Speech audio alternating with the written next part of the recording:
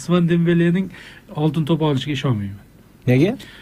Bu yil ko'p ehtimol Barselona futbolchilar oladi. Bu ikkita da'vogar bor. Bu Lamine Yamal bilan Rafinha deb o'ylayapman. Boshqa futbolchi yo'q deb o'ylayapman. Men bilmayman. Ichimda shunaqa bor. Dembele ajoyib mavsum o'tkazdi.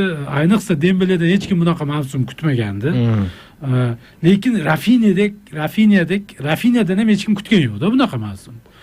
Rafinha Dembeledan ancha yorqindi.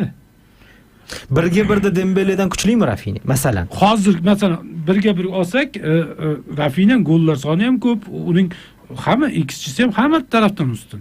Faqat Chempionlar Ligasini yutmadi Rafinha. Lekin men fikrimcha, menga o'xshagan odamlar ovoz beradi, jurnalistlar. Oxir-oqibat dunyoning hozirgi kunda eng kuchli futbolchisi, hech qanaqa statistikaga e'tibor bermasdan qaraymiz. Sof futbol bilan qaraymiz. Lamine Yamal oladi. Usmon Dembele'da ham, Rafinha'da ham hech qaysi imkoniyat yo'q deb o'ylayman. Bu mening o'ta subyektiv fikrim.